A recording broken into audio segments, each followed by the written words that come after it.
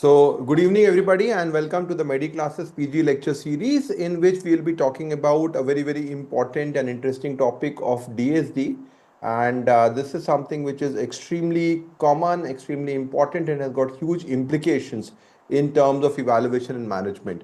So, Dr. Vibha, why do you think DSD is one of the most enigmatic part that we deal in pediatric endocrinology? What are the challenges that are there in terms of evaluation? So first of all, the identification whether there is a DSD or not, because some of the DSD mimics may cause confusion, and one of the most important consideration is the excess DSD, which is 21 hydroxyl and which is a life-threatening condition. So identification of excess DSD in an early stage is very important to prevent the grave consequences. So, in these scenarios, this is important to identify the DSD at the right time.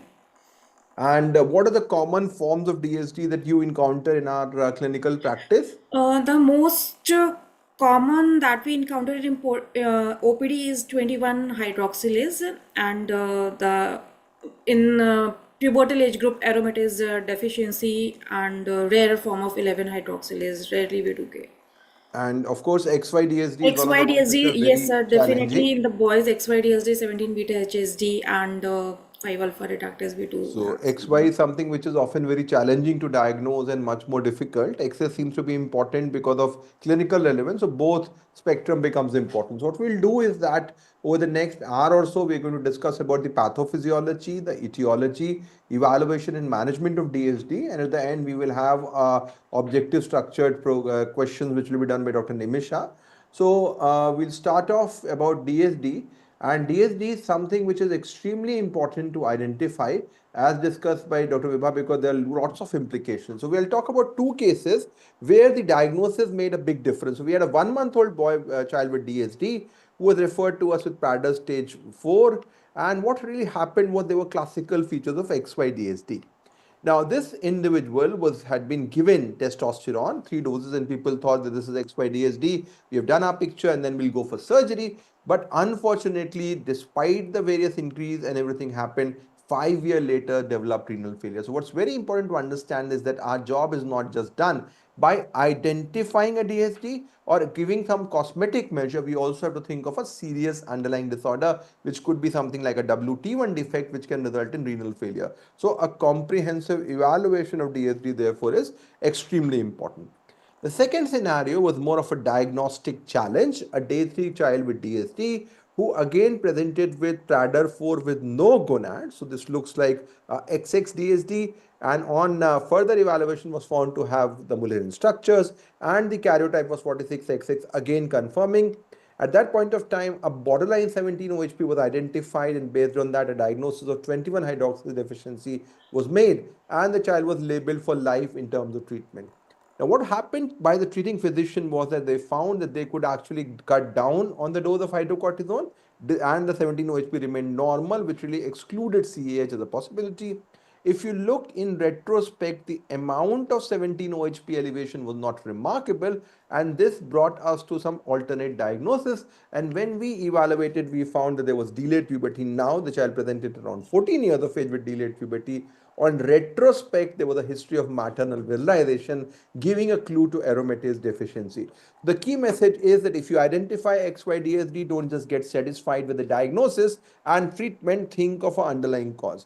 And not all XXDSDs are CAH. This is something which is extremely important to understand from that regards.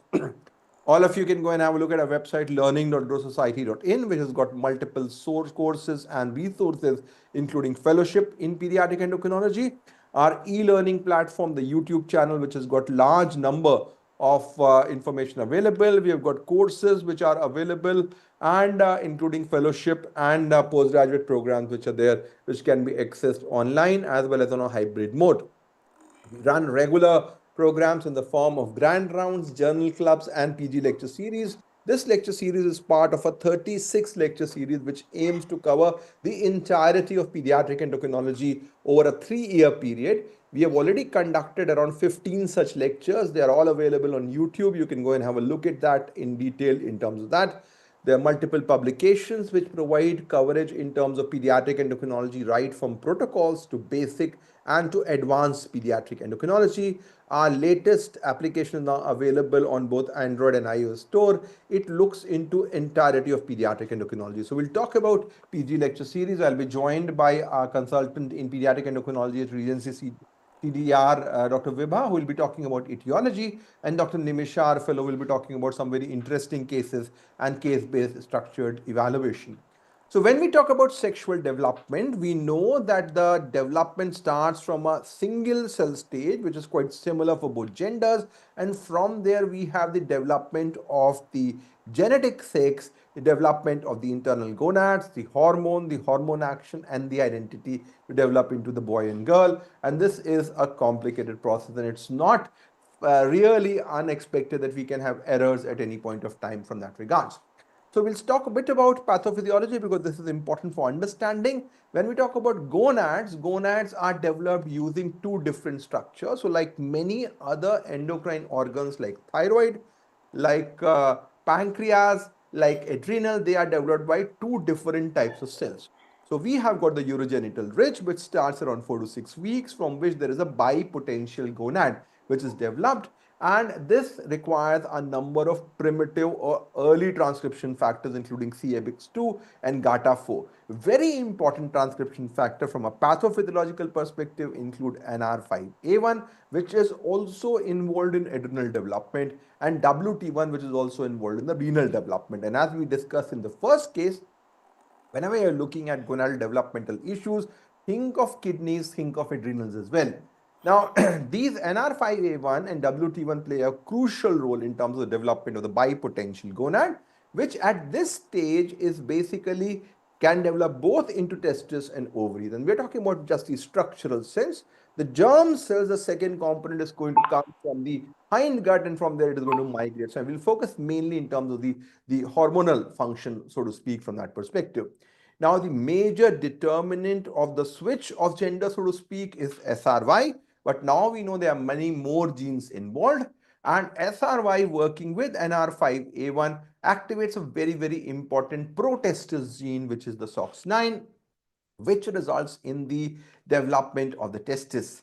There are also anti-testis gene or pro-ovaries gene in the form of FOXL2 and DAX1, which will promote the development of ovaries. So while we consider, often people consider that the ovarian and the female development is more like a default mode, there are actually proactive genes and transcription factors which are working in the development in that regards. And these would then have a combination of a pathway, including the WNG and the catenin, which is a canonical pathway, which will result in ovarian development. There is a clash between the protestis, which is SOX9, and pro-ovary gene FOXL2. So disorders of sexual development can happen, can have many abnormalities in any of the genes. Now, if you look at it from this perspective, if there is no WT1, there is no NR5A1, there will be no gonad which will develop. If there's a problem in SOX9 or FOXL2, the testis will not develop. While if you have an overexpression of DAX1 or FOXL2, you will have an abnormality in which testis will regress, resulting in a XYDSD. So this framework is important to understand from that regard. Now, when we talk about testicular development, we know that there are two cells or two compartments of testis from that perspective. The SRY gene plays a major role in the testicular development. There is the germ cell and the myoid cell component where it is working.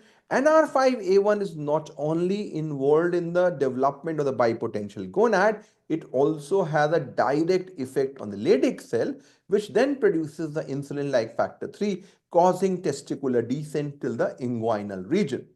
Now, testosterone produced again via the Leydig cell compartment plays an important role in further testicular growth. SOX9 plays a very vital role in terms of Sertoli cell development, which is a source of inhibin B, and AMH, which is again involved in testicular descent. So, for the testis to descend in the scrotum, it has to itself produce multiple factors like insulin-like factor 3, AMH, and testosterone. So if a testis is scrotal, this itself means that the testis is well developed. It has got both Sertoli and Leydig cell components, and therefore there will be a significant amount of testicular function which is preserved. On the other hand, if you have a problem of both the compartment, the testis will actually be abdominal. While if there is a predominant effect in terms of androgen production or action, the testis will be inguinal. So location of testis will give you a good idea as to wherein is the defect in terms of testicular development or maturation in that regards. The ovarian development, although it is considered to be a passive phenomena, involves multiple genes which are there to develop. We already discussed some of them like WNT4 and RSPO1, along with the beta-catenin canonical pathway with multiple genes like FOXL2, DAX1 and bone morphogenic protein 2, which result in the development of the theca cell, which produces androstenedione and inhibin B. Now, theca cell you can consider to be as similar as the Leydig cell in the testis.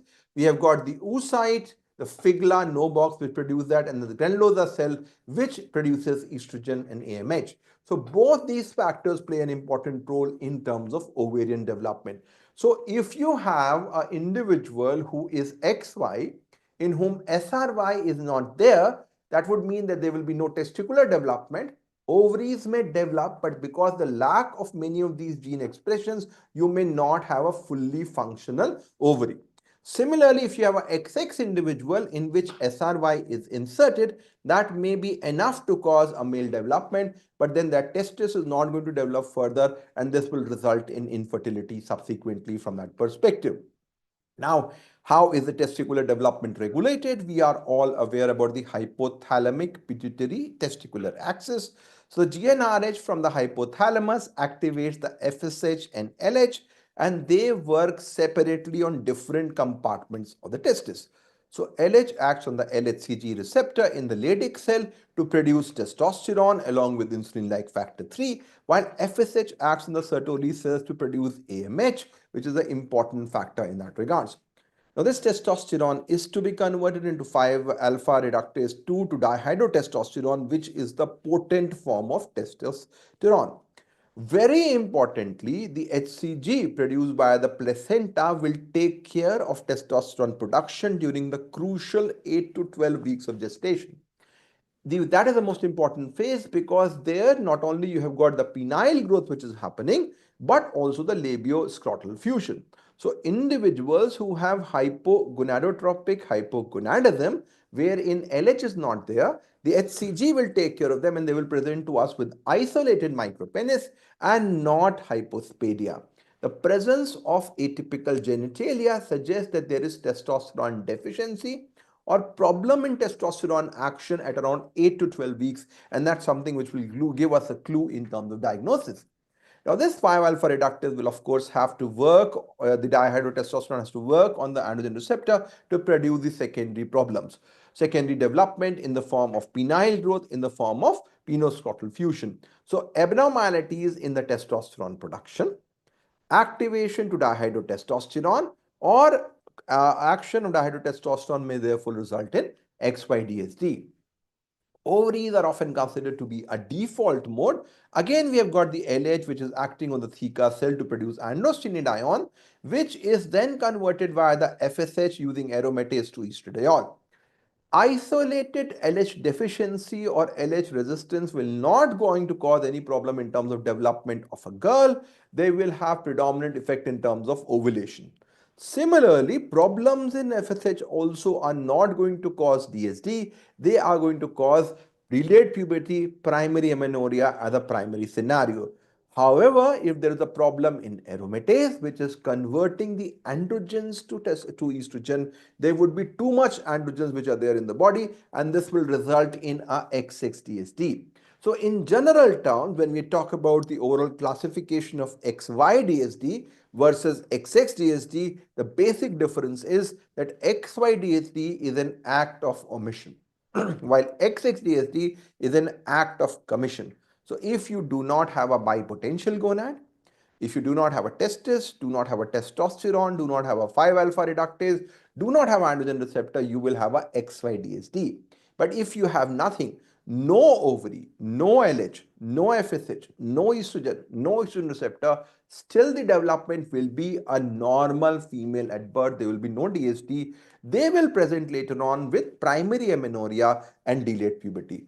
If you want to have XXDSD or atypical genitalia right at birth, there has to be some source of androgen production, which basically can come either the adrenals or the ovaries in that perspective. And this is something important to understand.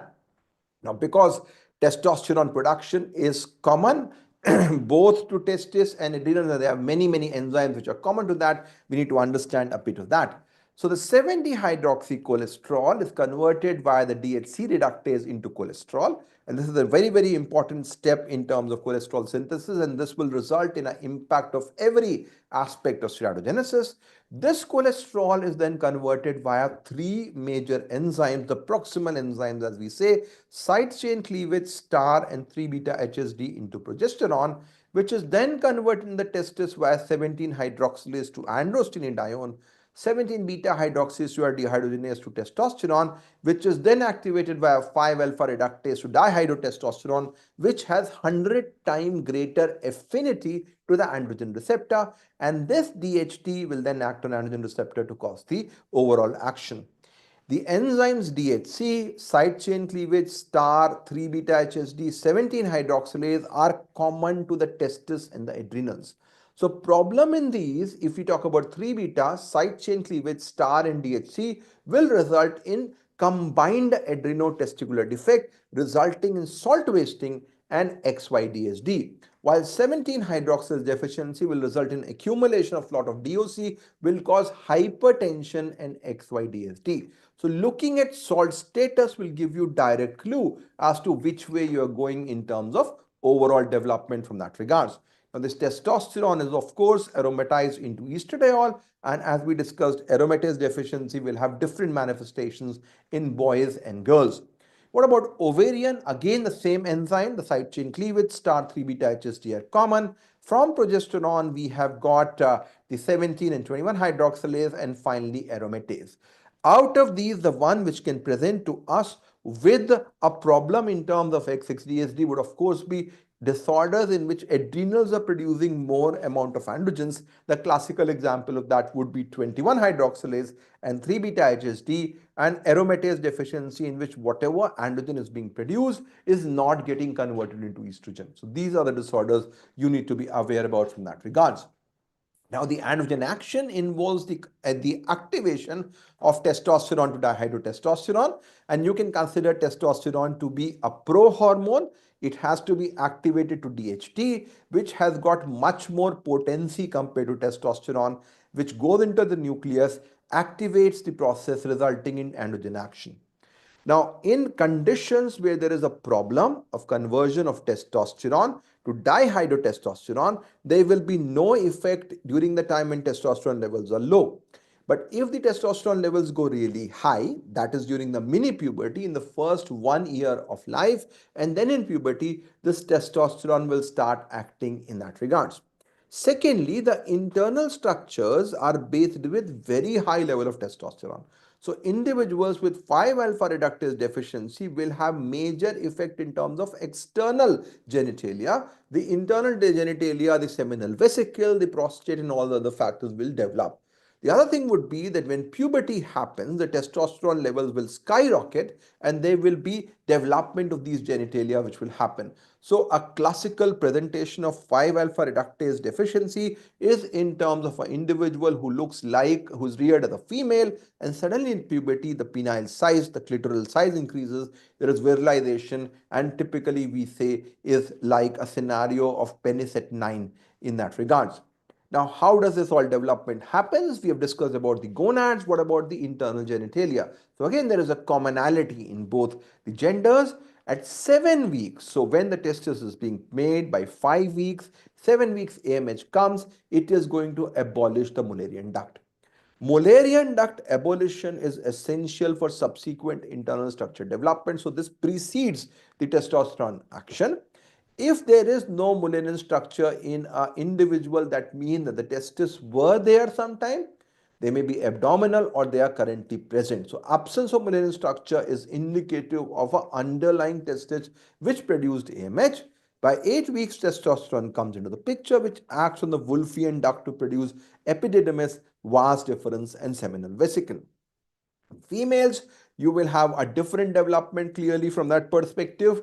You will have persistence of Mullerian structure. There is no testosterone, so Wolffian structures will go up. Estrogen will sustain along with WNT4, and Mullerian duct will develop into fallopian tube, uterus, and upper vagina, giving us a female reproductive structure. External genitalia development is also equally responsive to androgens, and very important thing to remember is that the 8 to 12 weeks is crucial in terms of labioscrotal fusion. So if you have androgen excess in an XX individual beyond 12 weeks, you will have clitoromegaly, you will not have labioscrotal fusion.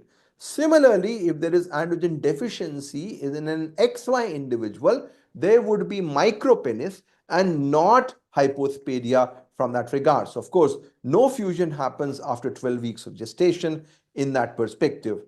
Now we know that placenta plays a very, very important role in protecting the female fetus from the excess amount of androgens and the male fetus from excess of estrogen.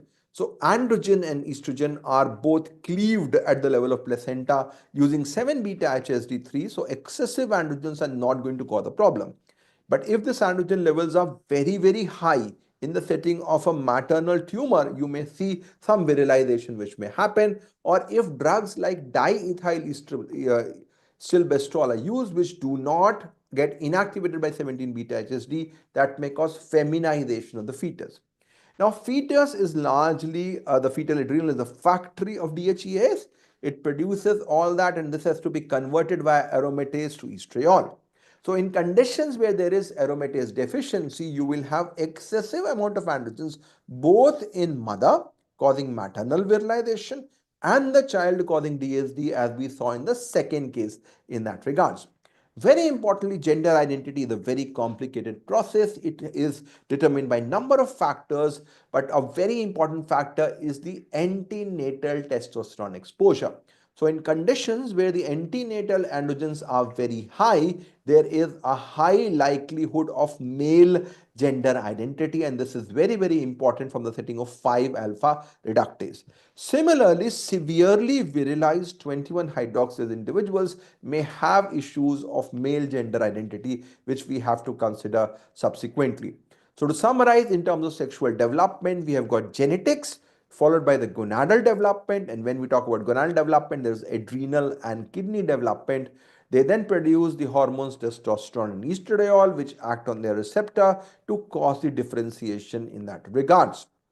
Now, XYDSD, as I said, are acts of omission, wherein you have problems in terms of testicular development. Along with that, you may have adrenal or renal dysgenesis in that regards. Now, AMH is going to cause the regression of Mullerian structure. If AMH is also lost, you will have persistent Mullerian structure. So, uterus will be present. However, if there is a problem in the testosterone production, what we need to understand is that adrenal problems can be common. So CH becomes important. Along with that, AMH will be produced, so there will be no uterus. So testosterone problem, activation problem, androgen receptor problem, there will be no Mullerian structure in that regards. XXDSD are largely acts of commission, so you can have increased production of androgens from the ovaries or from the adrenal, and clearly you will have no palpable gonad in that perspective. So with this background about the pathophysiology, we will now move towards the overall aspects of DSD evaluation, and we have got Dr. Vibha who will talk about the etiology of DSD. So over to you, Dr. Vibha. Thank you, sir, and good evening, all.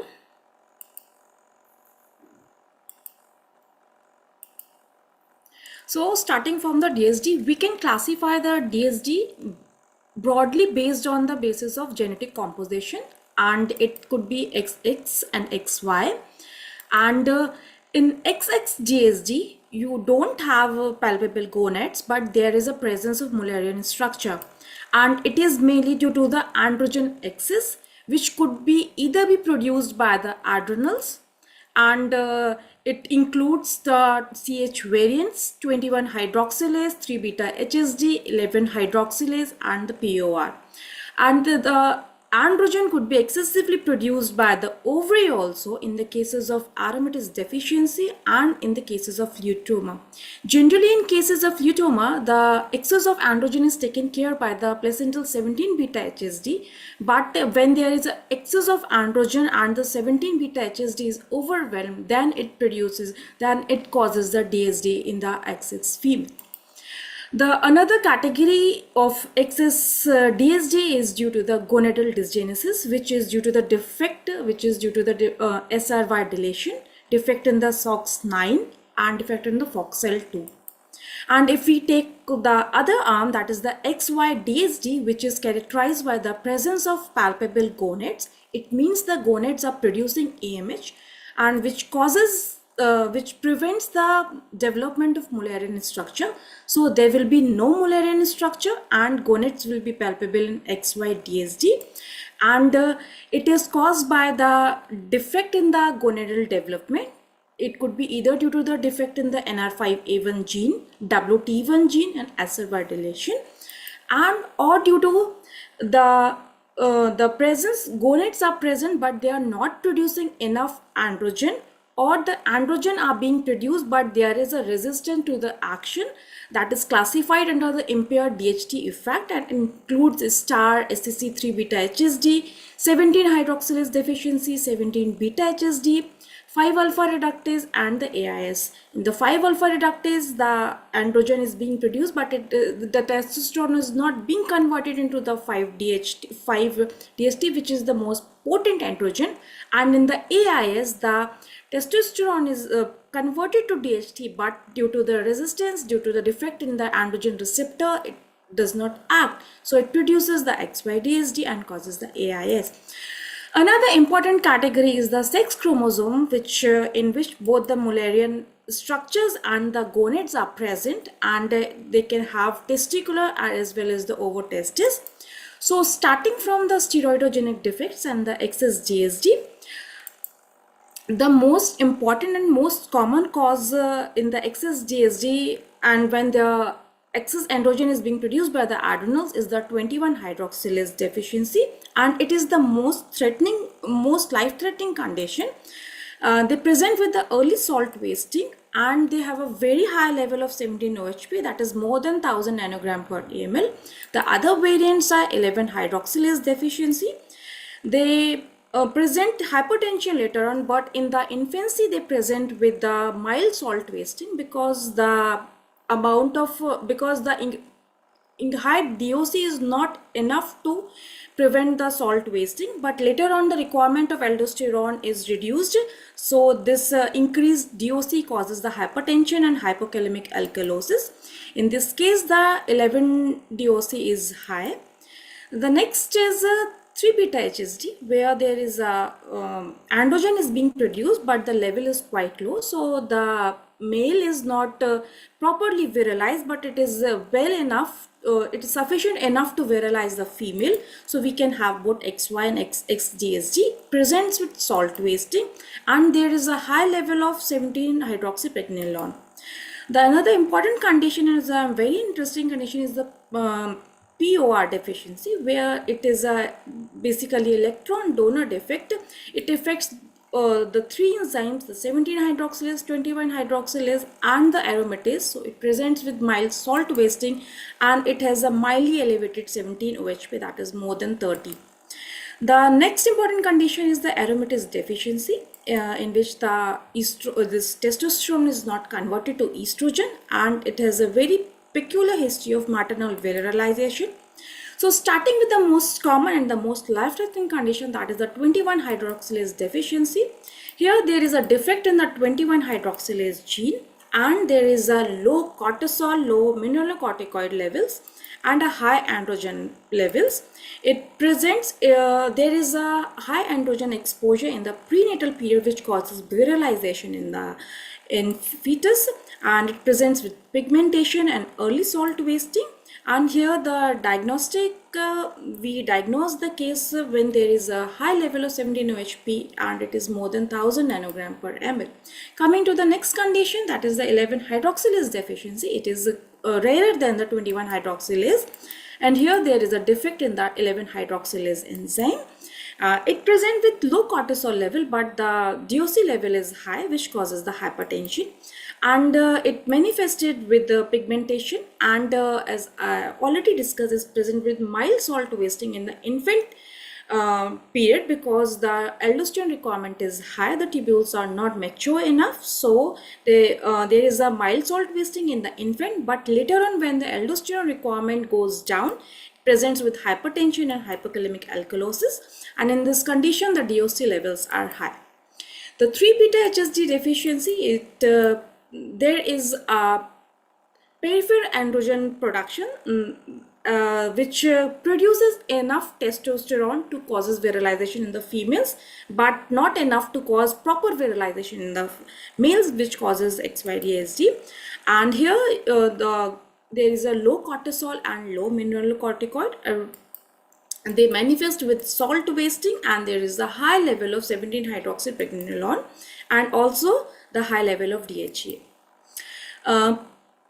POR deficiency, as I already mentioned, that it is not an enzyme, it is basically an electron donor. So any defect in this electron donor will affect 3 enzymes, that is the 17-hydroxylase, 21-hydroxylase and the aromatase enzyme. And it presents with a history of maternal virilization. There will be mild salt wasting, and the 17-OHP will be high, but not higher as compared to the 21-hydroxylase. In the aromatase deficiency, the testosterone is not being converted to the estradiol, so there is a estrogen deficiency and the high level of androgen. They will present with maternal virilization, and the virilization will be present in the female infant also, and later on it will present with delayed puberty. And when we do the ultrasound, we will find multiple ovarian cysts in the ultrasound. As Sir has already mentioned, that the placental 17-beta HSD takes care of the entrance of the androgen and the estrogen from the mother to the fetus. So in the female fetus, it prevents the entrance of excess androgen to the female fetus. It prevents the virilization. But in the conditions like luteum of pregnancy and adrenal and ovarian lesions, when the androgen production is huge and the 17-beta HSD is not able to take care of this excess androgen, then it causes the XXDSD. And even in the cases when mother has the history of intake of danazol and still diethyl stilbestrol, it causes the XSDSD and XYDSD in boys, and it presents with maternal and fetal virilization, and it is a progressive condition. Now coming to the second arm, now coming to the excess gonadal dysgenesis, as a defect in the NR5A1 and the FOXL2, WNT4 and the RSPO defect in all these genes can cause excess gonadal dysgenesis, as FOXL2 and WNT4 and RSPO1 is required for the development of ovary, and NR5A1 is required for the bipotential gonad. So defect in any of the gene will present with XX gonadal dysgenesis and XSDSD. So coming to the next variant, that is the XYDSD, and it can be broadly classified into the dysgenesis. This is mainly the defect in the gonadal development and the impaired DHT effect. So in the XY gonadal dysgenesis, mainly the 4 genes are important, that is the NR5A1, WT1, later on the SRY and the SOX9, and defect in any of these 4 genes will cause XYDSD. If there is a defect in NR5A1, then the adrenal will also be affected, because it is responsible for the adrenal development as well. When there is a defect in the WT1, it will affect the kidneys, and it will present as the Denny-Drash syndrome, Frazier's, and the WAGR syndrome. And in the SRY gene, when there is a deletion in the SRY gene, it causes the reversal of the sex, and there will be complete phenotype. Coming to the SOX9 defect, it Along with the XY DSD, it also presents with the skeletal dysplasia. And when there is a duplication of antitestis genes, which are FOXL2 and DEX1, it causes XY DSD. Coming to the gonadal dysgenesis, it is quite a wide spectrum term. It has a variable manifestation starting from the hypospadiasis to the complete this female phenotype, and it depends how much the testis is damaged, and the extent. The more the testis is damaged, there is a more chances of malignancy. So, in the milder cases, it presents with underviralization. In the partial cases where both the Sertoli and the Leydig cells are affected, then it presents with DSG. And in the complete gonadal dysgenesis, where there is no testis formed, it presents with where all the Sertoli, myoid, germ cells and the Leydig cells are affected, it presents with female phenotype. And as the damage of the testis increases, the risk of malignancy also increases from mild to the complete gonadal dysgenesis. Now, starting from the SRY deletion, when there is a defect in the SRY gene, insertion in the SRY gene causes XX male, while the deletion in the SRY gene causes XY female. So there is a 10 to 20% of the cases of the XY gonadal dysgenesis are due to SRY deletion, and it manifested. There is a spectrum dependent on the extent of SRY defect. There could be complete ovarian development in a XY male. There could be over-testicular, and there could be complete testicular development, and the malignancy risk is quite high. Anorchia, it is a very interesting category. Anorchia means it is characterized by bilateral non-palpable gonads. We know the testes produce the AMH and they prevent the development of Mullerian structure. So the anorchia, the presence or absence of Mullerian structures depends, and the anorchia depends when the testis is damaged inside the during the fetal time. If the testes are damaged before the 8 weeks, then the Mullerian structures will be present, and the testes will not be there. But when the testes are damaged after 8 weeks, then there will be no Mullerian structures. The testes, there will be low testosterone, and they will present like DSD. But when there is this testes are damaged before 12 weeks, then they will present like a vanishing testis. There will be low testis, the penile size will be low, but there will be normal penis development.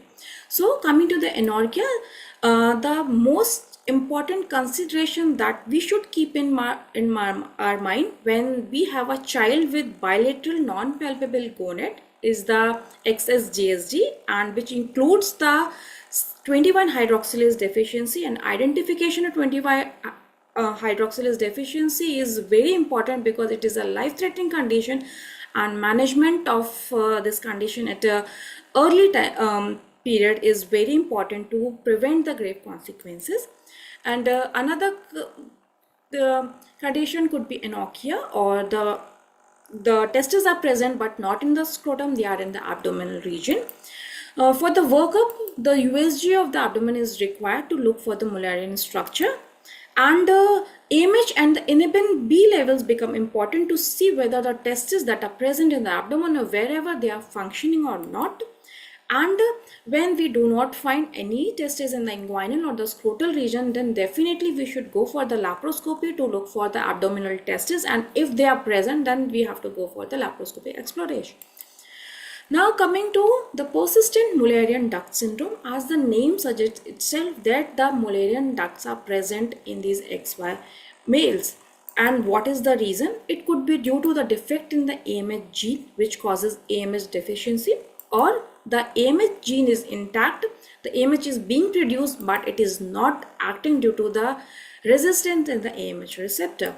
So it presents with the presence of Mullerian structure, and the testes are undescended because of the presence of the Mullerian structure prevents the descent of the testes. It is because there is obstruction in the way of descent, so there are undescended testes.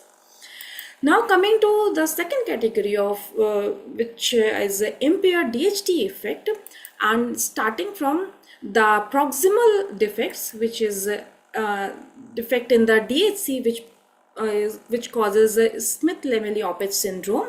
It has presents with low testosterone, syndactyly, upturnedness, microcephaly. The second one is a side chain cleavage defect, which presents with the adrenal lipoid hyperplasia. The adrenal size are quite large, and they present with salt wasting. They present early, they present after 2 weeks and with a severe salt wasting. The another condition is 3 beta HSD. They also present with salt wasting, and they have both XX and XY DSD. The 17-hydroxylase deficiency presents with hypertension later in life. The 17-beta HSD presents with delayed puberty in females, while they presents with a wide spectrum in males depending upon the defect in the gene, starting from the hypospadiasis to the complete female phenotype. In the 5-alpha reductase defect, the testosterone is not being converted to the DHT, so there is a XY DSD, and when the testosterone is being produced, but due to the resistance in the androgen receptor, it is not acting, so it presents with the partial AIS and complete AIS. In this partial AIS, there is a pubertal virilization, and the complete AIS also presents with the spinobulbar neurological condition. If we summarize the steroidogenic defect and the XY DSD, then starting from the 17 DHC, this DHC7, they present with syndactyly and salt wasting, and when we diagnose the condition, we will find that there is a low cholesterol levels. In the star and the SEC, they will present with salt wasting, and all the metabolites will be low in this condition. In the 3-beta HSG, they will present with salt wasting, and there will be high levels of 17-hydroxypregnenolone. In 17-hydroxylate deficiency, there will be hypertension, hypokalemic alkalosis, high DOC level, and 18 DOC levels. In the 17-beta HSG3, there is a complete reversal. There will be female phenotype in the male, and the androstenedione to testosterone ratio will be high because this androstenedione is not being converted to the testosterone. In the POR defect, there will be mild salt wasting, and the 17-OHP level will be slightly higher than the 20, more than 30, and the progesterone level will be high. In the insufficient androgen action, there are two conditions that causes the insufficient androgen action, and they are 5-alpha reductase deficiency and complete AIS. And if we compare these two, then the defect in the 5-alpha reductase is mainly the testosterone activation. It is not converted to this DHT, and in the complete AIS, the testosterone is being produced, but due to the resistance, it's not acting. The testosterone to DHT ratio in the 5-alpha reductase is more than 10, but it is less than 10 in complete AIS. We'll find pubertal virilization in 5-alpha reductase and increase in the feminization in complete AIS, during the puberty we will be able to distinguish between the complete AIS and the 5-alpha reductase, because it is quite confusing condition to differentiate between 5-alpha reductase and partial AIS. Coming to the gender of pairing, the 5-alpha reductase patients are more reared as a male, but in the complete AIS they are reared as a female. The Mullerian structures are absent in both these conditions, and the patients of 5-alpha reductase deficiency are managed by the topical application of the DHT gel, while in the complete AIS, gonadectomy is done after puberty, and there is a estrogen replacement. And coming to the very interesting condition, that is the sex chromosomal defect, where both the Mullerian structures and the gonads are present, and it could be due to XXY mosaicism. There is a defect in the post-zygotic era. Some of the cells will have X and some of the cells will have XY that causes the DSD. And the presentation is variable, depends on how many cells have X and how many cells have XY. The gonads could be normal or dysgenetic testes, they could be normal or dysgenetic ovary, or they could be streak gonads. They present with the asymmetrical gonads. One side they will have testes or one side they will have ovary, and there is a high malignancy risk, and the cardiovascular risk is similar to as present in the Turner's syndrome because of this XY mosaicism. Now coming to the Y chimerism, it presents in a similar way as the XXY mosaicism, like they have normal or dysgenetic testes, they have normal or dysgenetic ovaries, and they could have streak gonads, but the defect is different. They have zygotic fusion. The two cells get combined and produce the defect. And the chromosome could be the combination of 40XX and 40XY. They present with asymmetrical gonads, and they have both Mullerian structures and testes. And for the management, gonadectomy has to be done in this condition. Now coming to the ovotesticular DSD, where we have both ovaries and testes. Ovaries are present in the one side along with the fallopian tube, and testes are present on the other side. The gonads, sometimes the gonads could be completely ovaries, sometimes the testes are completely developed, and sometimes there is ovaries and testes. And when we do the biopsy, we'll get the granulosa and the Sertoli cells in the biopsy, and there is a defect, there is a mosaicism which causes the ovotesticular DSD. And as we have somatic mosaicism in the McCune-Albright, we have the gonadal mosaicism in the ovotesticular DSD. And for they have a very variable gender affairing presence on the what gonads are present, whether it's testes or ovary. And for the management, we prefer to get the gonadectomy done. And so if I conclude, the identification of DSD is very important, and in most of the cases the genetics is required to make the correct diagnosis and for the correct management. So that's all for the etiology. Thank you. Thank you, Vibha, for presenting so well about the etiology.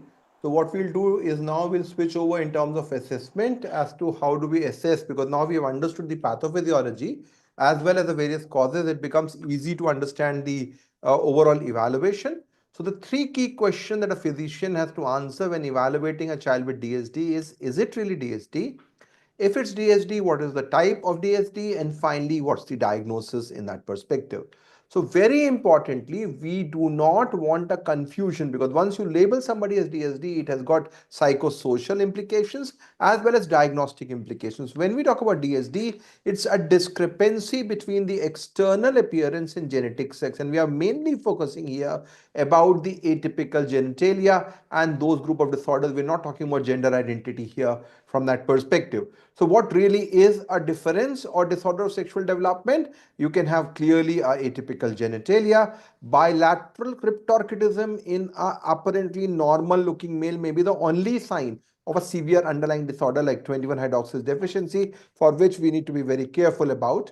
Penoscrotal hypospadia requires evaluation. So a phenotypic male who has got bilateral cryptorchidism, a distal proximal hypospadia, which is penoscrotal, or hypospadia with undescended testis requires evaluation.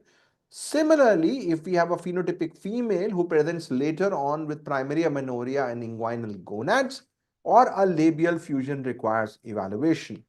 Now, very important, often girls will present later on with pubertal virilization and amenorrhea, and we have to consider DSD at that time as well. Very importantly, what is not DSD is there is a prominent clitoris. This does not require any evaluation. This is a scenario in which there is a synecdoche or labial addition. Again, do not require evaluation from that regards. And a simple distal hypospadia also doesn't require evaluation. Now, once we are sure that this is DSD, we need to classify them. For that, we need to examine carefully about the phallic size, the length. Generally, a size below 2.4 is suggestive of micropenis, and clitoromegaly is more than 0.9. We can also look at the erectile tissue and the mid-shaft diameter, which will give us more picture about the overall phallic growth from that regards. Very crucial to look at the gonads, and this has to be via palpation. So you need to use a two-hand technique starting from the superficial inguinal ring to the scrotal sac, because sometimes the gonads may just be there. So you try to push it and find if there are gonads are there or not. Usually, if there is a round structure, we consider that to be testis. Rarely, this could be a prolapsed fallopian tube. And if there is an irregularity in the structure, that could be ovotestis. But generally, if you say palpable, round, smooth structure, that's usually a testis. Now, Mullerian structures can be assessed using a rectal examination, which may be difficult. So, imaging in the form of ultrasound will usually give you the Mullerian structure because of the transplacental estrogen exposure. The amount of uterus size is quite big in that perspective. Very rarely do we resort to MRI in that regards. Now, sometimes you need to be aware that there may be a partial development like hemiuterus, which is there. Always look at the number of urogenital opening, whether there is a combined opening or there are two separate openings. There may also be a blind penile opening. So if you have an opening in the penis, ask where the urine is coming from. That will give you a clue about the site of hypospadia, where these are actually conjugating with each other. That's a proximal or a distal scenario, and this will give you the extent and severity and will help you plan the surgical intervention from that regards. We have various storing systems. So Prader staging system is one which is used for XX-DSD. There is an external masculinization score for XY-DSD. In our application, we have got ways in which you can easily score the EMS system that can be done from that perspective. Now, very importantly, the most important thing to look at in a child with DSD is whether the palpable gonad and the Mullerian structure is present or not. If we have Mullerian structure but no palpable gonad, this is usually XX-DSD. If there is a palpable gonad without any Mullerian structure, this is XY-DSD. If we have both present, this means there is an AMH problem or a ovotesticular DSD. And if both are absent, this often means that there is sometime there was gonad present which is not there. So this could be an anorchia or a XY-DSD. So the most important investigation, of course, is karyotype, but this may take a long time. This is important because often we can have mosaicism. So we want to have 50 and sometimes 100 metaphase phases to be evaluated. Sometimes if you want to look at mosaicism, we might need to go for the gonad, which has been removed. And if you want to have a rapid diagnosis, you can use a fish for the Y line, which will give you the diagnosis from that perspective. So now we know the DSD, whether it's XX, XY. The next issue is how to clinch the diagnosis, and clinical clues will give you a picture. If there is pigmentation, that suggests CAH. If there is hypertension in a XX individual, that's 11 hydroxylase. In a XY individual, you have a possibility clearly of a 17 hydroxylase deficiency. Salt wasting in a XX individual indicates a 21 hydroxylase deficiency, 3 beta HSD or rarely POR. In a XY individual will suggest a possibility of 3 beta HSD, star, side chain cleavage or rarely Smith-Lemeli-Opitz syndrome. Skeletal dysplasia may happen with some specific genetic defects like SOX9 and POR. And if there is a polysyndactyly, if there is upturned nares, that is a very classical feature of Smith-Lemeli-Opitz syndrome. Matanovelization is a strong indicator to aromatase deficiency, but can also occur as part of the P4 oxidoreductase deficiency, luteomas, or ovarian tumor. Ask for family history of consanguinity and DSD. Sibling death will give you an indicator about salt wasting crisis, which is very, very critical. Now, the workup, very importantly, we need to know which test to do and at what time. So, the hormonal workup, typically, I would say in most cases, would be electrolytes, 17-hydroxyprogesterone, LH, testosterone, and AMH, which will give you a clue in most cases. If required, you can go ahead with DHEAS, androstenedione, dihydrotestosterone, and inhibin A. Imaging may be required, particularly if you want to localize the uterus if you're not sure. And of course, you can think of karyotype and clinical exome sequencing, which we are now relying more in terms of evaluation of DSD. Now, 17-OHP is the most important investigation, but you don't need to do it in everybody. you should do it in somebody who has non-palpable gonads, particularly if you're thinking of 21 hydroxylase deficiency. It should not be done in the first 72 hours because then you can have a falsely high level, and better to do an extracted sample because there can be a lot of sulfation which is there for 17 OHP. Now, if levels are clearly more than 100, you're dealing with mostly a classical form of 21 hydroxylase, but mild elevations can be seen with 3 beta HSD and 11 hydroxylase. And in these cases, you may consider a ACTH stimulation test from that regards. As far as the testicular evaluation is concerned, we need to understand that the testosterone levels will be low, and at birth there will be again a rise which is there because of the peripuberty, the mini puberty, and the levels will go down. AMH is a very good marker for Sertoli cell function. So if you want to determine the presence of testis, AMH becomes important. That's very important to understand. And inhibin B, of course, is a better marker from a pubertal perspective later on. We can also do a HCG stimulation test, which will give us a clue from that regard. And if the HCG stimulated testo is about 200, we are dealing typically with a testicular tissue which is there. Now, LH is important because it is giving us a clue in terms of mini puberty, because it gives us a clue in terms.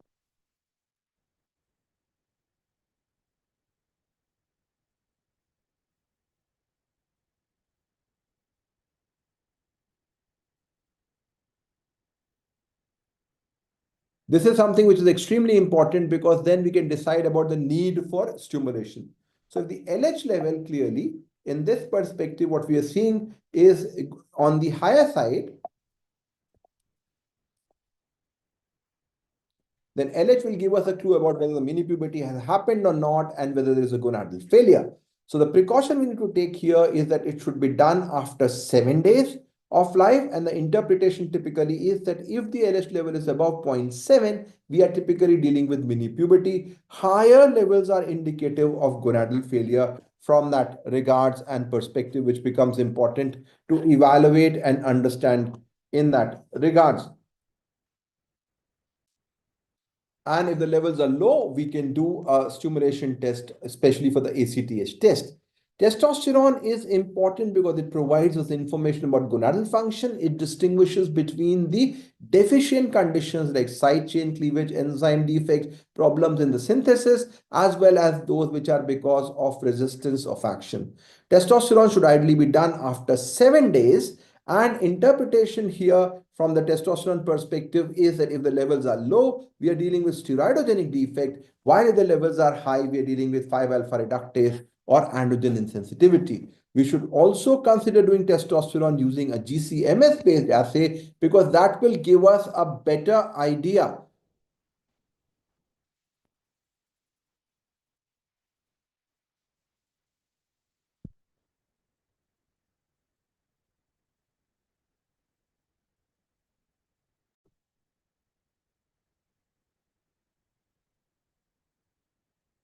There were some sound issues. I think now they are clear. So we will look into the testosterone levels to identify the overall assessment from that perspective.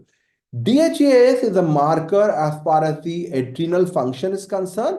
And this becomes important because it will give us information whether the defect is proximal or distal. The important thing to remember about DHEAS again is that this should be an extracted sample using GCMS preferably. If the DHEAS level are low in the setting of low testosterone, we are dealing with star and side chain cleavage deficiency, while if the levels are high, we are dealing with 3 beta HSD2 deficiency in that regards. Androstenedione is a marker of ovarian production, and this is also important from the 17 beta HSD perspective. So this has to be done after 7 days and SCG stimulation. If the testosterone to androstenedione ratio is low, it indicates that there is a problem in conversion of androstenedione to testosterone, that is 17 beta HSD defect. While if there is a problem, levels are higher, this means there is a distal problem. Dihydrotestosterone may help us in looking at the effect of 5-alpha reductase activity, and after 7 days using GCMS, if the testo to DHT ratio is more than 10, this indicates that testosterone is there, but it is not converting to 5 DHT. That's why there's a 5-alpha reductase problem. While if the levels are less than 10, we are talking about androgen insensitivity syndrome from that perspective. However, there are recent studies which have clearly shown that these parameters that are being used are not going to be of much help because of the confusion, and therefore genetic diagnosis becomes important in often in many cases. AMH or anti-Mullerian hormone is a good marker of testicular and Sertoli cell function. It is also helpful in persistent Mullerian structure syndrome. The precautions to look at that this can be done at any time of the day. Extracted sample is not needed here. It's a peptide hormone, it's not a steroid. The interpretation is that if the individual's levels are very high, this is XY. Low levels below 10 indicate a XX individual. So AMH is a good test to evaluate from that perspective. HCG stimulation test is indicated if the child is out of mini puberty, that is LH is less than 0.7.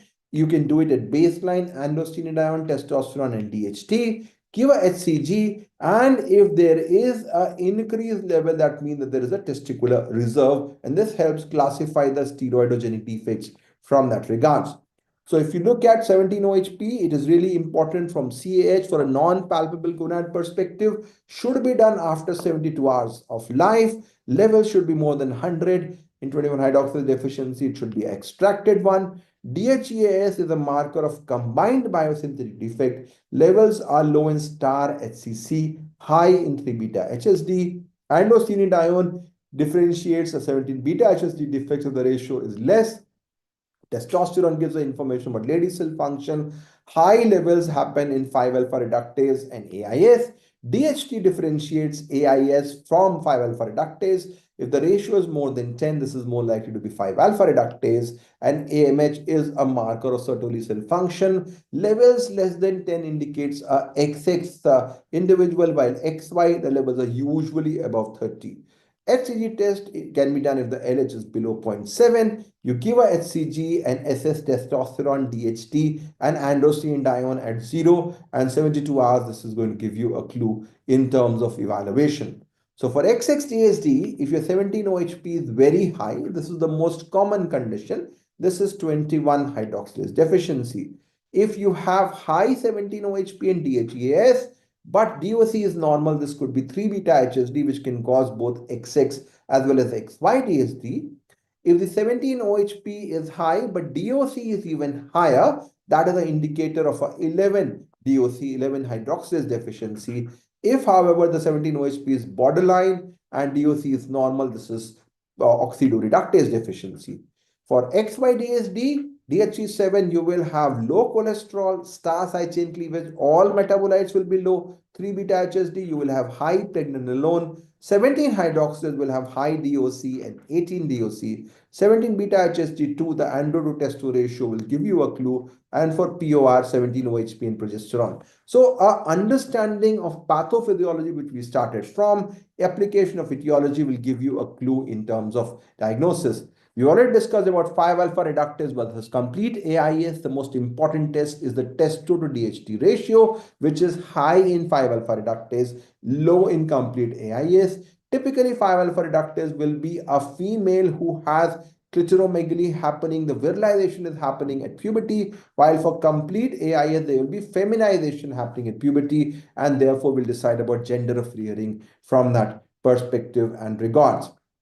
So finally, coming on to the approach, which is extremely important from that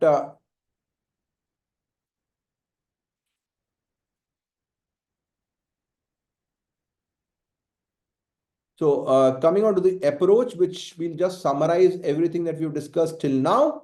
So we have got palpable gonads, and then we want to look at whether there are other Mullerian structures or not. So if there is no palpable gonad, Mullerian structure is present, that is most likely to be a XX-DSD. The most important thing to look here would be a 17-OHP to look at CAH, and DOC also if there is a feature of 11-hydroxylase deficiency. If they are high, this is congenital adrenal hyperplasia. If these levels are normal, we are dealing with aromatase deficiency or dysgenesis. If there are palpable gonads and Mullerian structures are also present, we are dealing with complicated disorders where AMH will help us classify. If AMH is low, this is dysgenesis. If AMH is high, this will be AMH resistance. If, however, there is no Mullerian structure, whether the palpable gonad is there or not, this means that the gonad was there sometime. This could be anorchia, this could be dysgenesis. Go for testosterone. If it's low, go for salt status. There is salt wasting, that is star, side chain cleavage, Smith-Lemeli opics. If there is hypertension, that is 17 hydroxylase deficiency. If the salt status is normal, we could be dealing with the LHCG receptor defect or 17 beta HSD. While if the testosterone is high and DHT is low, this is 5 alpha, and DHT is high, this is AIS. So the whole diagnosis that we are using is mainly clinical. We're looking at palpable gonads and Mullerian structure, and then classifying based upon the salt status, the blood pressure, and also some basic investigations like AMH and other parameters. So you don't need to have extensive evaluation. Basic concepts will be able to help you out in terms of classification. We have developed a simplified tool which allows evaluation, assessment, and management of DSD, which is the DSD interpreter. Now, all you have to do is to basically put in the data, whether there is a Mullerian structure or testosterone, you put the results based upon the requirement. So it will only ask for tests which are relevant. And once you put those results, it will give you an appropriate diagnosis from that perspective. So this is one tool. Whatever we have talked for the last 1 hour can be implemented immediately, instantaneously from that perspective. So we'll start off with a few cases. 3-week-old child with DSD, no palpable gonad and micropenis. So it was referred as no palpable gonad and micropenis, but actually if you look at this child, there is an atypical genitalia. This did not need reassurance and presented with salt wasting. So if you look at the basic data and evaluation from that perspective, if we use the interpreter, we'll clearly talk about the need for 17-OHP, which will give us a clue that this is a 21 hydroxylase deficiency from that regards and perspective. Day 3 child, again, this is what we discussed, that this is a child who has stage 4 Prader with no gonads, going more in favor of XX DSD, uterus is present. Now 17-OHP here is not high. So what do we do here? There is maternal virilization, and this is indicative clearly of a possibility of aromatase deficiency. And if you feed in our data, it will again go through. So if you have a XX DSD who has got a normal 17-OHP, think of a possibility of alternate diagnosis like aromatase deficiency in that regards. 3-week-old child with atypical genitalia, again stage 4 with no palpable gonads. Mullerian structures were present, and we have got hypokalemia. So again, this is a very, very important clue. This is a 11 hydroxylase deficiency. So if you look at the basic workup, the algorithm will give you the diagnosis very clearly. A day 14 child with DSD, what we see that there is a bilateral gonad, there are no uterus, and this is a 46XY individual. Now, if we look at in terms of the information, what we find is the testosterone is low. There is hyponatremia, there is hyperkalemia. So this is a XY DSD with a salt wasting scenario. So this is going more in favor of a possibility of 3 beta HSD deficiency. 6-week-old girl with failure to thrive, the weight is not increasing. There are bilateral gonads, although reared as a female. Now, the Mullerian structures are absent, so this clearly means that we are dealing with typically a scenario of a XY DSD. Now, there is salt wasting, so there are very few differentials here. We're looking at star, side chain cleavage, POR, and think also of a Smith-Lemeli-Opitz syndrome as well. There is syndactyly, which I discussed, is a pointer to SLO. There is upturn near, and this is Smith-Lemeli-Opitz syndrome from that perspective. 11-year-old boy with early puberty. The child is short. Actually, this is presented as a boy, but on examination, there are no palpable gonads. So we have got a apparent boy with bilateral cryptorchidism with stage 4 pubic hair, which means that there is some other place from which the hormones are getting produced.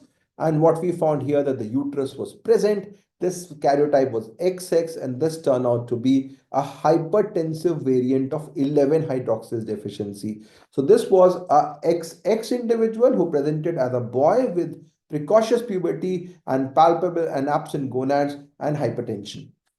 3-month-old child with atypical genitalia and palpable gonads were there, but there is no uterus. So again, this is a classical case of XY DSD. Testosterone levels are low. The sodium levels are normal, so there is no salt wasting. This happened to be a 17 beta HSG, so this is an isolated defect. So once you have testosterone deficiency, look at hypertension, hypotension. Otherwise, this could be an isolated biosynthetic defect. 1 month individual with atypical genitalia, very interesting case to highlight because this tells us about diagnostic issues. There is palpable gonads which are there. Uterus is absent and this is 46XY. Electrolytes are normal. Testo to DHT ratio was huge. So this was suggestive of a 5-alpha reductase deficiency. But we have discussed that you can often have discrepancy in terms of genetics. So when we did the genetic diagnosis, this happened to be a form of a partial AIS. So biochemical tests are not 100% and therefore genetics needs to be done more frequently from that regards. 10-year-old girl with clitoral enlargement, phallic size was 2.2. So she was reared as female and now the phallic size is increasing. There are bilateral gonads which are present. The uterus is absent. So what we're dealing here is that gonad present, uterus absent. So this is clearly going in favor of a XYDSD. This is somebody who's virilizing during puberty. So what we are looking here is high testosterone. We are looking at high testosterone to DHT ratio and 5-alpha reductase deficiency from that regards. 15-year-old girl with delayed puberty. Again, there is inguinal gonad. So this is opposite of that boy who had come, quote unquote, boy with precocious puberty who had come to us with this scenario. This girl has inguinal gonad and delayed puberty. There are no Mullerian structure. So we are clearly dealing with a scenario of a XY individual. FSH is high, testosterone was low, and an important clue here was there was hypertension. So a girl who has sexual infantilism and hypertension, think of 17-hydroxylase deficiency, particularly if there is hypokalemia and if there are inguinal gonad, this is a XY individual with 17-hydroxylase deficiency. So DSD can be a bit confusing, but if you look at this algorithm, look at palpable gonads, Mullerian structures, and blood pressure, you will get the diagnosis in most cases. Another case, 15-year-old girl with primary amenorrhea. Height is normal. There is stage 4 breast development, sparse pubic hair, and inguinal gonads. What we are finding is that uterus is absent and karyotype is XY. So this is again XY DSD. And if you look at the scenario of classically stage 4 breast development, no pubic hair development, it means that the androgens are there, but they are not working. They're getting converted into estrogen. So this is a classical scenario of a complete androgen insensitivity syndrome from that regards. Finally, we have a day 14 child with asymmetrical right genitalia and the uterus is present. This is an XX individual. If you look at the child, one side we have a female appearance and the other we have the testicular development. So this is a classical scenario of a case of over-testicular DSD. So we have tried to go through a large number of cases to give us an overall view in terms of different aspects of DSD. We have tried to focus about the etiology, the evaluation and assessment. And now we have overshot a bit because DSD is a big topic, but we will now go through the questions, the OSCE, which Dr. Nimisha, who has recently joined us as a fellow of Pediatric Endocrinology, will go through. Dr. Nimisha, you can share the screen.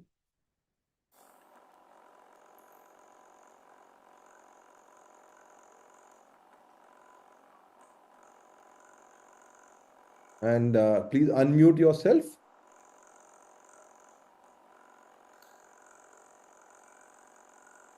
And now what we'll want is that once these questions crop up, you would be expected to give answers in the Q&A. So we'll go one by one. So Dr. Nimisha, are you unmuted?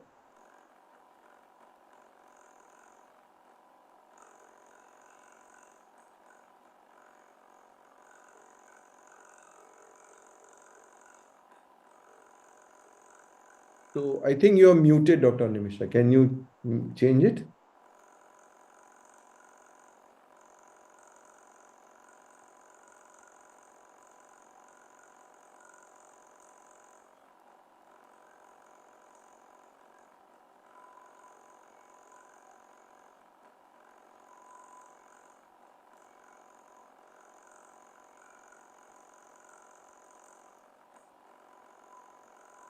Yeah, I think you're unmuted. You can speak now, maybe.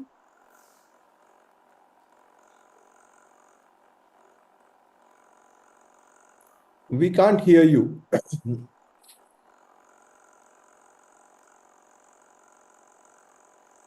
Have you put a phone or something? You can remove the headphone or something that may be easier to pick up then.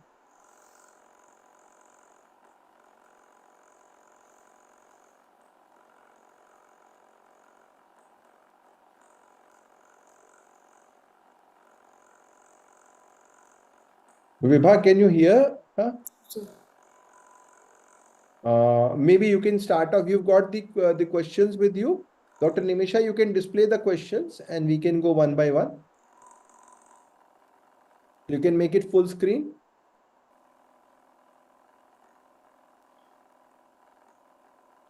Or maybe I'll present, yeah.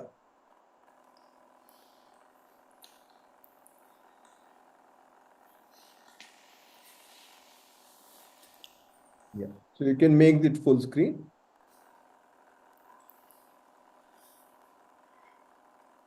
It's not coming full screen. So I think I'll share from my side and Vibha, you can keep asking the questions then. so coming to the first question, we have this 7-year-old boy who presented with ambiguous genitalia and examination. There was normal growth and blood pressure was within normal limit. And on the genitalia examination, the labia appeared bifid. There were two separate perineal openings and the phallic length was 2.5 centimeter. There was no palpable gonads, and on the USG we find that the Mullerian structures were present. What will be the likely diagnosis here? People can put it up on the Q&A section.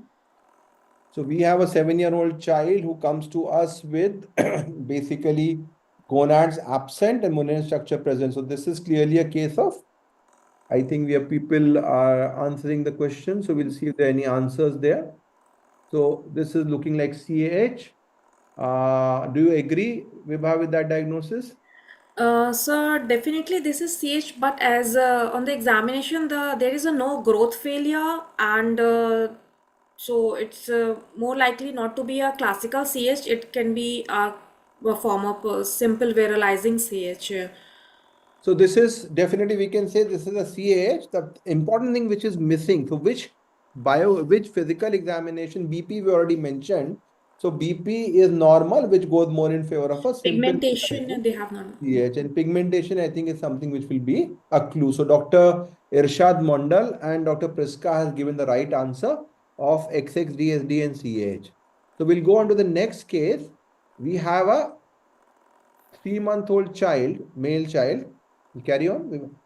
So it's not coming to the screen. It's there. No, you can't see it. No, It's been shared. it's not visible, sir.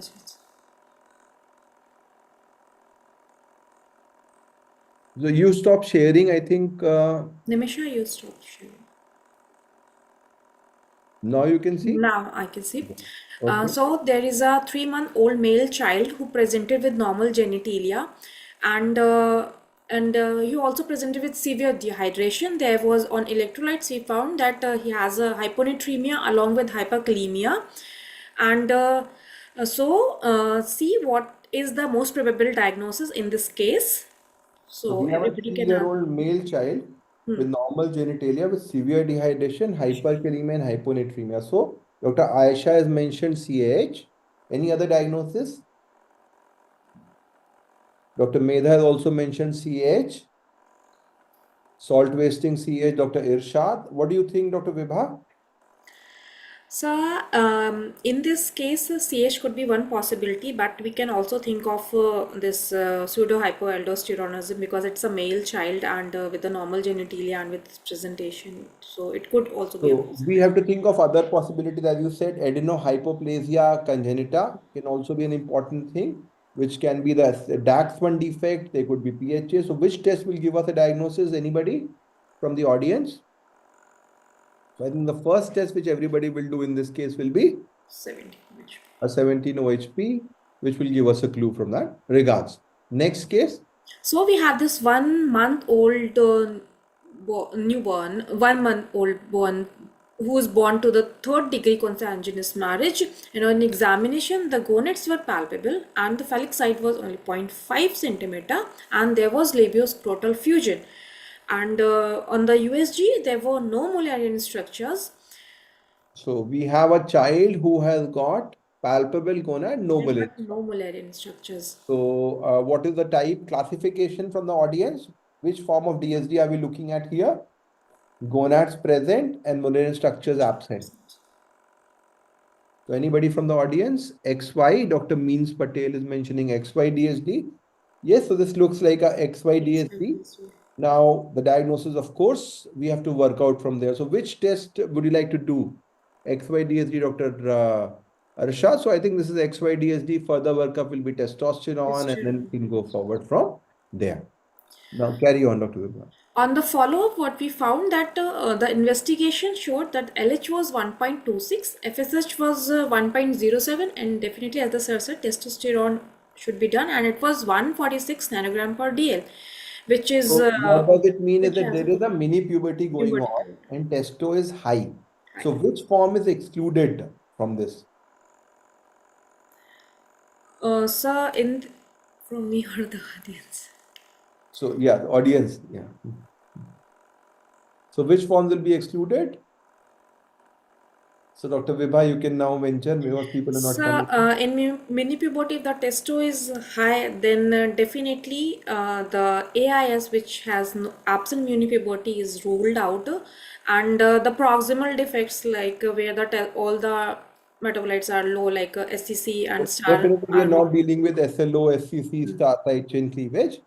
DHT is found to be low. So now the diagnosis, I think, is very Fiber. evident. This is more likely to be a 5 alpha reductase. High testo, low DHT. Low DHT. Yes. So another case, we have this 8-year-old boy who presented with precocious puberty, and on examination there was a hypokalemia with the high blood pressure of 120 by 74, I and think this is a diagnosis which is very evident. People can venture there. There is a boy who comes to us with precocious puberty, hypertension, and hypokalemia. Diagnosis from the audience.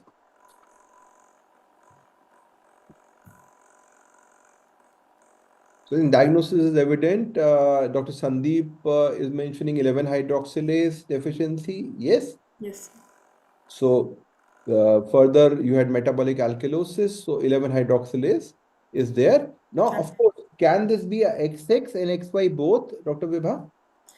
sir. In the XY, this XSDSD doesn't present with precocious puberty. It presents with delayed puberty in 11 hydroxylase deficiency. But if it is a XX DSD, as we discussed, if there is a female who is completely virilized, may present to us with extreme Yes, cases of precocious puberty. So yeah, you have to look definitely. at the gonads which will give you. So of course, this is the boy, so there will be gonads which are present. Next So one. we have this 3-month-old child who presented with the DSD. He was diagnosed with DSD. On the examination, what we found that the Prader stage was 5, but there was no palpable gonads, and the blood pressure was normal in this child. On the USG, what we found that Mullerian structures were present. Potassium was normal, sodium was normal, and 17 OHP was within the normal limit, and the karyotype was found to be XX. So this is a clear-cut case. We have got somebody who has got no palpable gonad, Mullerian structure present, XXDSD, CAH ruled out diagnosis. I think from the audience, it should come quickly. So what do you think is happening to this girl with XXDSD with normal 17 OHP? Most likely diagnosis. And what question you will ask from the on examination? So SRY gene, less likely, but yes, theoretically, yes. Anybody else? You will not actually have a issue in terms of atypical genitalia. So Dr. Alappan is talking something. I'll wait for some other responses. If there is maternal virilization, aromatase deficiency, Dr. Divyalakshmi, absolutely. So Dr. Vibha, Yes, sir. Definitely history of maternal virilization and like parasitism and acne during the pregnancy should be asked in this case. And this is a case of diagnosis, and so it's aromatase. definitely it is aromatization. Yeah. So we have this 2-week-old girl who was born at 34 weeks, and she was presented to us with a clitomegaly. There was no this scrotal development, like no ruggies, there was no palpable gonads. On examination, clitoris was found to be the 6 only. So, what is the most likely diagnosis in this case? So I think the question would be whether you would like to do a workup in this Workup. or Oh, not. Yeah. So weight, yes. So I think that is what this is a normal scenario. No need to work up. If you do work up here, you may find very high levels of LHFSH, which are normal for premature baby. So Dr. Means Patel is also saying reassurance. Yeah. so next we have the 16-year-old girl who presented with primary amenorrhea. On the examination, she had a breast stage of 4 and a pubic hair of stage 2. There was bilateral inguinal swelling. On the investigation, we found that the LH and FSH and testo was high, but there was low DHT. Ultrasound showed no Mullerian structure and the karyotype showed the XY type. So what is the most likely diagnosis? So I think the diagnosis is already mentioned is very easy in terms of antigen insensitivity. I think the question which I like to put is when would you like to do a gonadectomy? So from the audience, would you think gonadectomy is required now or we can consider it later on? Because this is a XY individual, there is a risk of malignancy. So we need to be cautious whether you like to do a gonadectomy now or a bit later. So any response from there, from the audience? Dr. Sandeep is saying now. So already the puberty has happened. Okay. Any other options? Dr. Vibha, what will you think? Now, sir, during after puberty, we should go for the gonadectomy So in this already case. puberty has happened. There's no point waiting anymore. So there will be a risk of malignancy. Yeah. So you can go for fact check now. Has Dr. Nimisha being able to join with voice? Dr. Nimisha? I think there is a voice. Okay, you try to speak, maybe. So I think there is some audio issue. So anyway, so Dr. Vibha, you can start off with the fact check. Yeah. So, you have to say whether it is right or wrong. So, coming to the first one, the most common enzyme deficiency in the case of CH, is it a 21 hydroxylase deficiency or not? So we'll wait for the audience. I think people have started coming. Dr. Sandeep, Dr. Meens Patel, all of them are saying yes. So I think that's clear. Yes, sir. Next one, please. Coming to the second one, the presence of gonads rules out excess DSD. Is it a correct statement or not? Yes. So again, people can answer that question. We are waiting for answers. Dr. Sandeep is saying yes. And Dr. Priska is saying no. So what do you think? Presence of gonads definitely rules out. Yeah, generally they will rule out, but you can have some rare scenarios. So I would Oh. say definitely I would take it that yes, it rules out. Yeah, carry on with the next one. So the DOC in the drug of choice in CH is prednisolone. Should we use prednisolone in CH or there is some other drug? And I think the caveat would be whether this is a growing child. So we're talking about in an early stage. Early Yeah. CH. So Dr. Priska, I agree, you can really have XX testicular DSD as well, which is a rare scenario. So definitely we should not use prednisolone. Dr. Ayesha is mentioning that. Dr. Irshad is talking about that. Hydrocortisone will be a better drug because it will got less growth inhibition. Sure. Yeah. The coming to the next question, there is every child with 21 hydroxylase deficiency present with salt wasting or not? Yes, a very important question. So we'll wait for the answers. So Dr. Irshad is saying no, Dr. Sandeep is saying no, a lot of people are saying no. So yes, that's true. But what we need to remember is that most of them will have covert mineralocorticoid deficiency. And that's why you need to give mineralocorticoid even for the simple virilizing form. Otherwise, you will need a lot of hydrocort to manage from that. Yes, next please. Can non-classical CH female present only with acne and hirsutism? So let's wait for the answer. So non-classical CAH can present with acne and hirsutism. Of course, that is the classical presentation. Dr. Aisha, Dr. Sandeep, Dr. Irshad, everybody thinks this is a right answer. Yeah. In 17 hydroxylase deficiency, does it present with XDSD or XYDSD? Okay, so 17 hydroxylase XX or XY.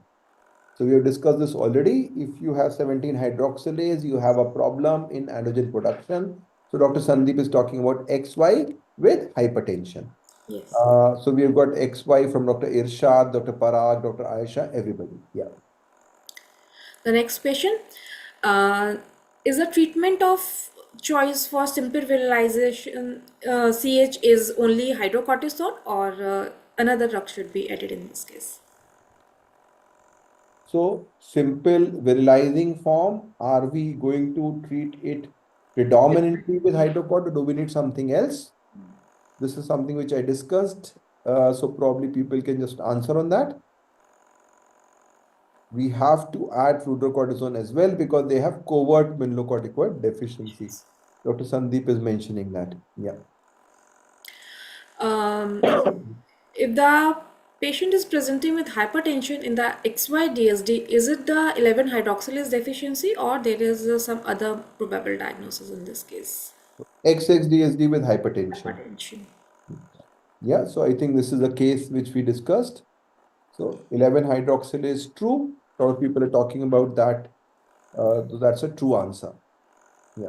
Coming to the next one, newborn screening does not include CH screening. Is it a true statement or false? So definitely we should go for a CH screening. Dr. Parag is saying false. We should include this as Yes. part of the test. Coming to the last one, the virilization in newborn is assessed by Prader staging or there is some another staging for it. Okay. So we discussed about two scores, Prader staging Yes. for XX and EMS for the XY. So if we're talking about virilization, we're talking about XX. So here Prader will be the ideal one. If you talk about under virilization, we'll think about the XY. Yes. So I think this was a very interesting session. We will close the session here. We'll have some question answer. So I like to go through all of you can go through our application, our publication and courses, which are there available online.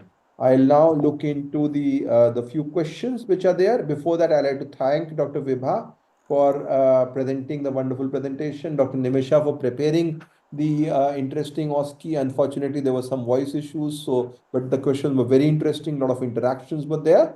There are a few questions which are there, which I will like to handle. Dr. Linda is asking about atypical DSD with both gonads palpable, Cordy and penoscrotal hospice-pedia, but no Mullin structure.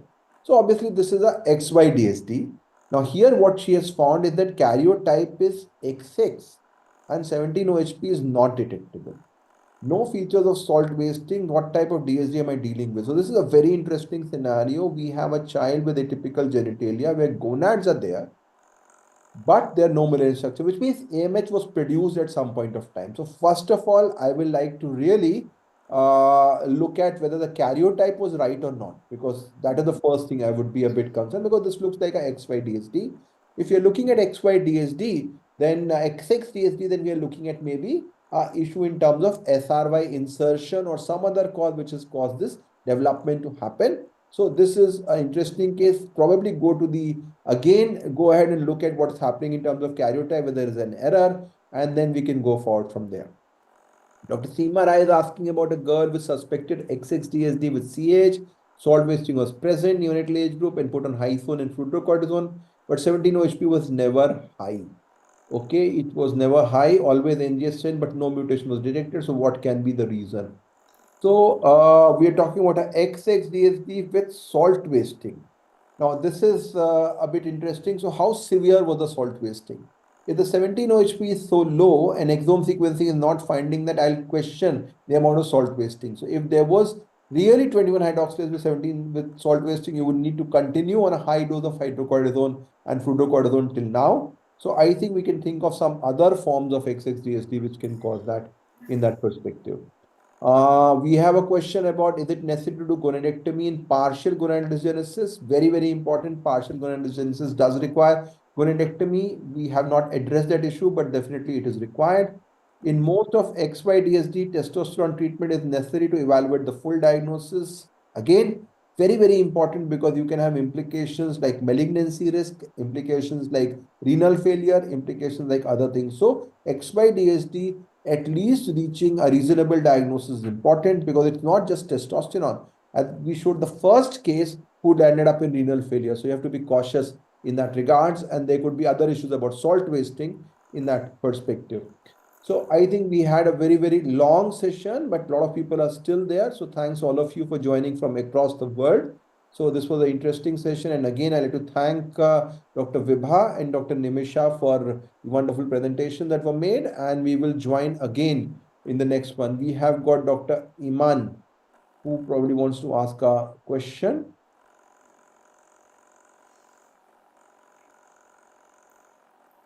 So Dr. Iman, you can talk. You can unmute yourself.